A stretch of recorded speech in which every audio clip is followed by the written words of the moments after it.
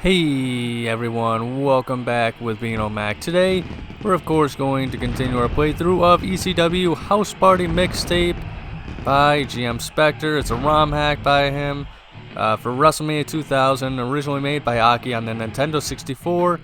And obviously he has revamped it, so now it's all about, the all-stars of ECW and whatnot.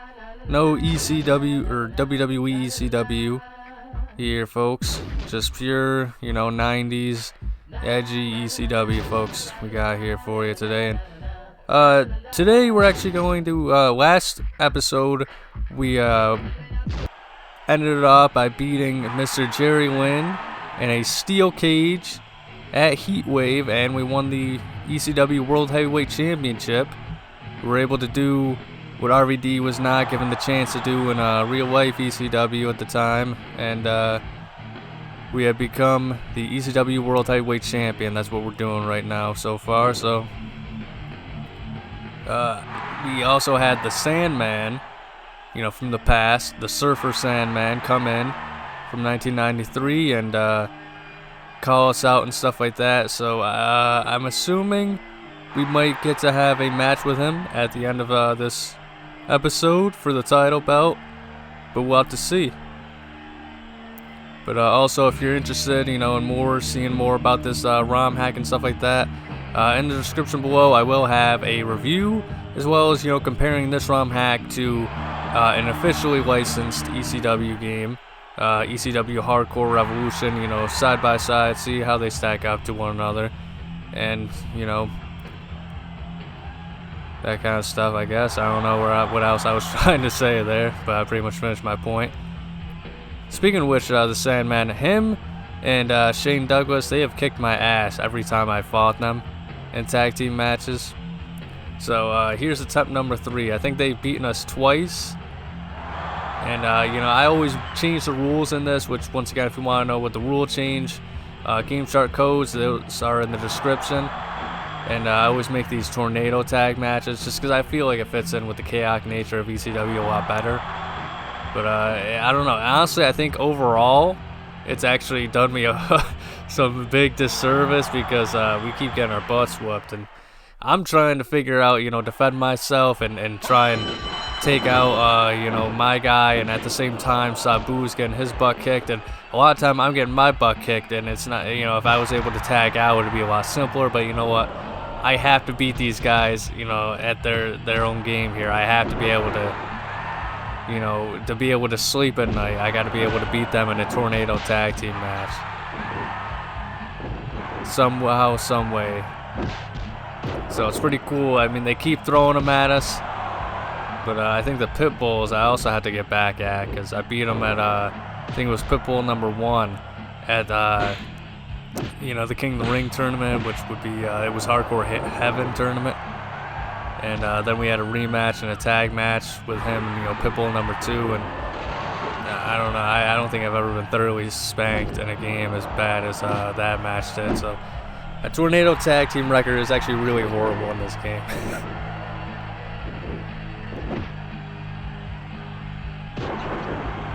A lot of people, though, I think this is a pretty great ROM hack overall, but there are a few people that kind of wish that you could do some more extreme ECW hardcore moments and stuff like that. Honestly, I think the best example of them doing that in a wrestling game was probably WWE SmackDown vs. Raw 2008, but a lot of people are not the biggest fan of that game in general. But, I mean, the stuff he could do in that game, like setting tables on fire, stacking tables and stuff like that. That was the first game where you could set the 2x4 on fire as well. That stuff. They also had the Extreme Rules match, which was essentially just an upgraded hardcore match. I don't really understand. I think they had in that game like that a hardcore match with the classic rules, and then they had the Extreme Rules match, which was supposed to, I think it had exclusive access to setting things on fire, and obviously you had the weapon wheel.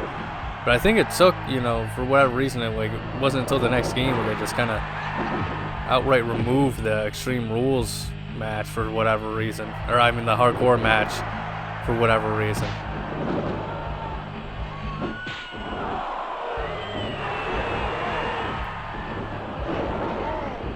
Also, I don't know, I do have to it's interesting. I remember I seen like a while ago, RVD, he went into AEW, and I think he said that it felt like when he was there, it was like a new version of ECW, like a modern day version. You know, it was like the locker room was all collaborative and all this other stuff. I don't know. It definitely seems. I think that was like around the time like ECW or AEW before it got exposed for, you know, the backstage practices. And even if you want to say it was like one guy, there's no way it was one guy. There's a lot of miserable people there. And I'll say this: I think most locker rooms and wrestling throughout history, you can see there's always been like issues. There's always been people feeling like they're getting held down, not having their push, politics, and all that other stuff.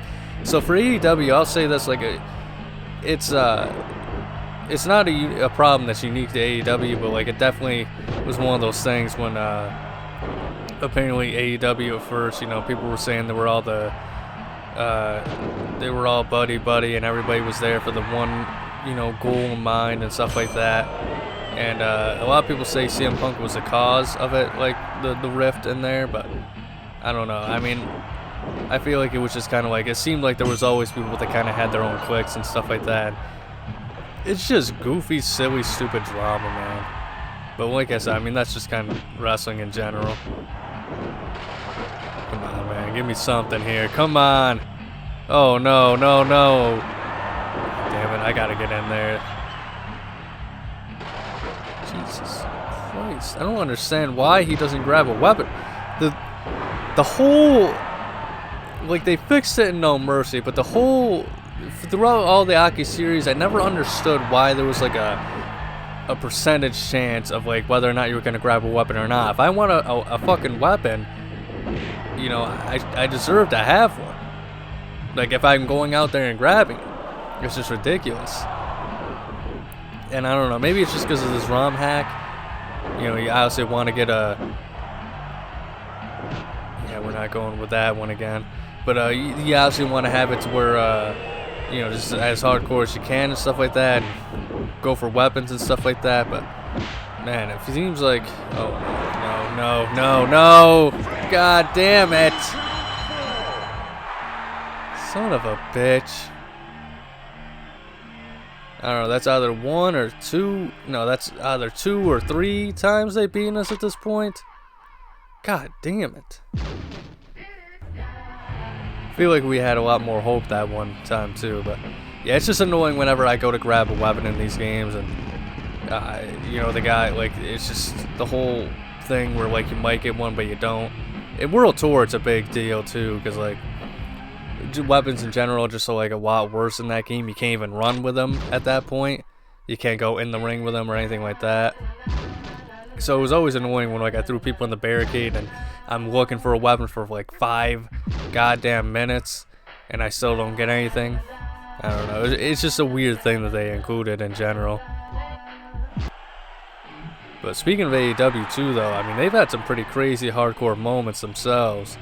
The most recent one that everybody's still kind of talking about a little bit is when Jon Moxley, you know, obviously got hit in the back with the freaking nails on the freaking bat or whatever, and then I think he got slammed on top of it too, and you know, like they were trying to take it out or whatever, and like his skin was being pulled and who knows what else, and that was some crazy stuff there. But even then they had the whole thing with the glass, well, 2 incidents with the glass. You know, Jungle Jack Perry, I think he slammed somebody on top of like a car, you know, windshield or whatever, and broke the glass, and you know, he made sure he tapped on, he's like, real glass, and obviously that caused some issues backstage. But also I think it was Sting's retirement match in which Darby Allin went through like I think there was like some panes of glass stacked on top of some chairs on the outside, and I think Darby Allin, I forget if he just like jumped through it. Like I didn't actually watch the match, I only see the clips or whatever, but I forget if he was like thrown on it or like somebody was on it, like, but like he ended up going through like the glass and stuff like that. And I think on the same spot he actually ended up like hurting his ankle or something like that, or maybe it already was hurt in the match. But yeah, they've had some pretty crazy moments. And it's kind of crazy when you think about, like, back in the 90s with Jeff and, you know, Shane, Mankind, stuff like that. I don't know. It's kind of one of those things of, like, when you see people getting, like, you know, thrown off of, like, 30-foot things and smashed in the head with, like, metal chairs, like, it doesn't... it's common sense just in general to, like, even look at that and think, like, okay, even if, like, we didn't know all we know about concussions and stuff like that now, like, it's clear as day that is not that was never a healthy thing to do. But, like, to especially know even more, like, the side effects and, like, you know, that it's not just what you have to worry about in the moment, but, like, everything after the fact. Even then, like, there's so many wrestlers from, like, the 80s and stuff like that when wrestling was so much tamer. You know, guys like, you know, the Iron Sheik and Hulk Hogan and, you know, guys who have broken and battered their bodies. And they never, like, look at, people complained all the time about how Hulk Hogan was never exciting in the ring and how, you know, he only had, like, a few moves, he barely did anything. And that dude is in such, like, bad shape and terrible shape. And yet, you know, to the point where he's not even, like, he can't even be physically cleared to wrestle anymore. Rick, I don't know, probably in, like, 2005 standard, he wasn't cleared to wrestle. Like 2010 and stuff like that. I think it's different nowadays, because I feel like there used to be, like, a decent standard of, like, being cleared, but then, like, obviously guys like Paige and Daniel Bryan eventually got cleared to wrestle again, stuff like that. Edge, of course, you know, it was at the time in 2011, it was like, hey, if you even, like, land just slightly wrong, you know, you're gonna freaking be paralyzed from the neck down. Now suddenly, somehow he was able to come back and stuff like that. It wasn't an issue anymore. I don't know, maybe it was like as a result of one of his surgeries or something like that, but I think it was like 2005 or whatever, or 2006 or 7 or something like that. I think Hulk Hogan tried to come back into the ring in WWE and have another match, and they didn't clear him. I think it was 2008 where, like, he just wasn't cleared to continue or whatever because of his back issues. And then Mick Foley tried to do a feud with Jon Moxley, and I think they had to stop it because he was just, they were like, yeah, there's no way you're going to be able to be cleared to wrestle or do anything like you were in 2000 or 2004 or whatever. But it's just so crazy to see, like, we have living proof of just how detrimental the business is to the human body, you know, when you're just doing normal stuff, and then you see the extremes of it with Mick Foley, who, you know, you can watch his chiropractor videos and stuff like that, and yet, you know, a lot of these AEW guys, like, they're just kind of like, yeah, screw it, I don't give a crap, and, you know, I don't know, it's just amazing to me, you know. I mean, it is their choice, because they have the ability to, you know, it's ultimately their decision to put their bodies on the line and stuff like that. It's just, it can kind of get pretty uncomfortable to see sometimes, knowing what we do now. You know, it's kind of uncomfortable to look back a little bit at what we had, you know, back in the day and see, you know, what the things that have happened and stuff like that, you know. Like, it's cool, you know, you can't take it back, so it's cool to see those moments and stuff like that, you know, like Rock versus Mankind at the Royal Rumble, and then there's, you know, Eddie Guerrero versus JBL. They had some pretty brutal matches. Stevie Richards smacking JBL in the head with the chair was pretty crazy too. It's just, I don't know. It's just, there definitely is, like, a degree of, like, man, I hope that this is at least worth it to them, which obviously, you know, I think it is in their minds, but I don't know. It's crazy to, like, even think, like, you know, even just like a generic bump, I guess, you know, regular bump apparently is like the equivalent of a small car accident, they said, the impact of it, which just kind of blows my mind a little bit. I mean, I'm probably overthinking it and stuff like that, but it is pretty crazy to think of just how crazy, you know, the stuff that goes on in the wrestling rings are nowadays. It's kind of crazy with the crop of ECW guys. You'd think there'd be a lot of guys that are worse off in that group. And, you know, unfortunately we have had some that passed early. You know, Balls Mahoney is one of them, unfortunately. Rest in peace. I think both these guys have actually both passed, but I can't remember about Axel Rotten. I think he has. But like, I mean, you look at guys like Tommy Dreamer, the Sandman, Stevie Richards, who I don't think was too hardcore. You know, I think he even said it himself. He tried to avoid that stuff a little bit more. Obviously, he couldn't avoid that guardrail being slammed down the back of his neck. But, you know, even like, you know, like you just look at some of those guys, like RVD, I think is also one of them, and you just have to wonder, like, man, these guys look a lot better for their age than than you would think. Although I think with RVD a little bit too, like RVD and Raven, though, you can actually see like their heads are really messed up. Like Raven, I guess, like I've seen interviews and he talks very slow.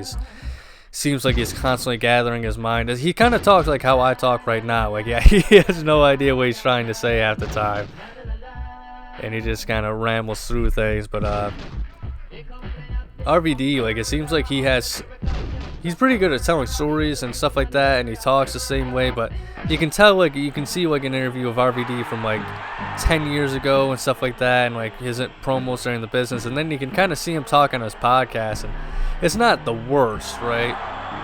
But there's you can tell that he's not as clear-minded as he once was back in, you know, as he was back in the day. And some people say, you know, like his weed habits could have been an issue with that too. And hey, man, I mean, that could definitely be the case. But like, it seems like he kind of just like I don't know. It's tough to explain without you'd have to just see how he kind of talks now. Like, it's just like he just doesn't know. He always seems like he's thinking about what he's trying to say while he's talking. Like I said, like me, where he's like trying to like come across at like what he's trying to, you know, talk about and stuff like that while he's trying to say it without really giving himself the time to think, and it comes across as kind of awkward. And you know, you can see sometimes he also gets kind of like legitimately like frustrated while he's trying to figure out what he's trying to say during, you know, some of his talking points and stuff like that. So it's kind of funny because I even remember hearing him tell a story about like Test.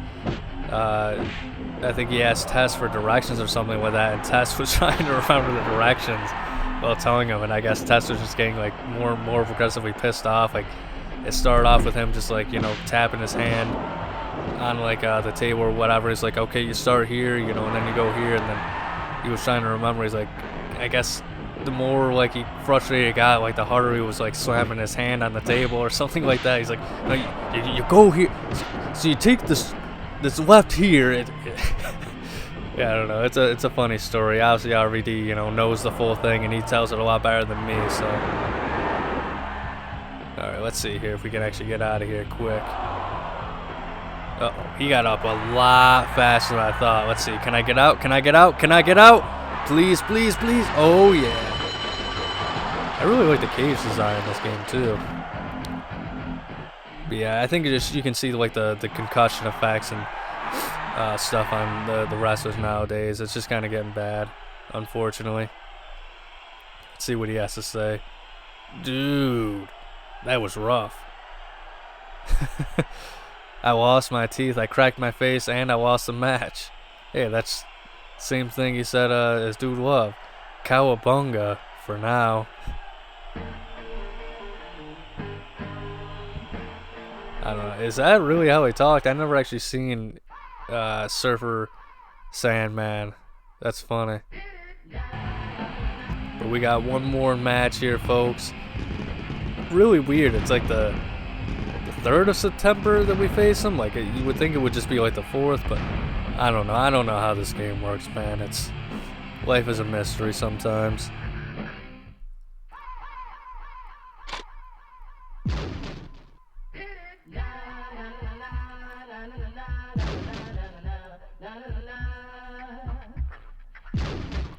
Although I do have a question for people in the, you know, the comments and stuff like that. I am not, I never really watched ECW in general, I should say. You know, not just the Sandman 93 stuff.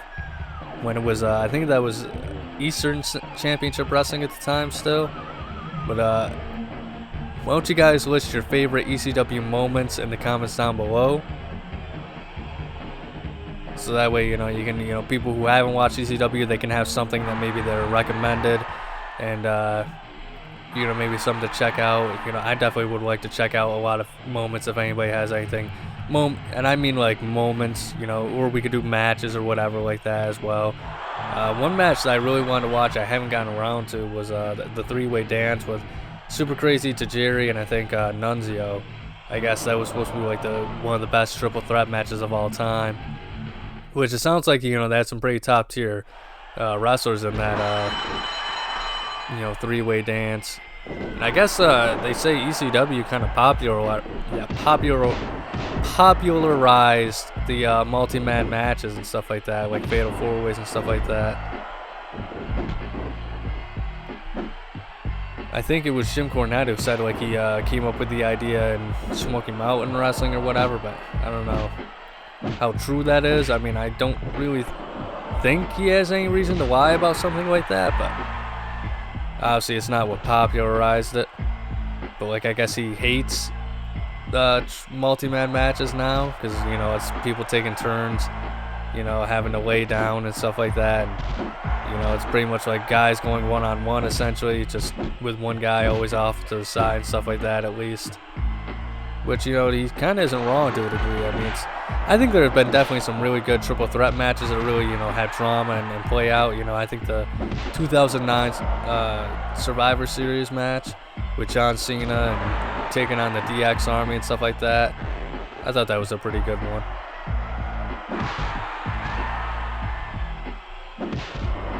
But yeah, just recommend some moments and matches. I guess if I had to recommend one, like I said, I don't really watch ECW too much, but like, I just think this is funny.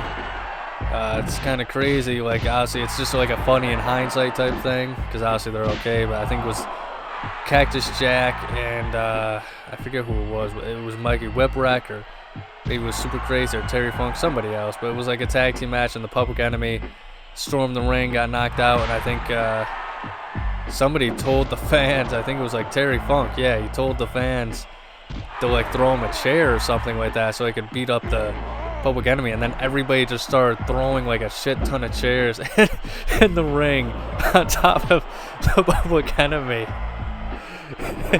And they were I'm sorry, it's just so funny to me. Like, they just literally got buried under a mountain of chairs that the fans kept throwing in. It was just crazy.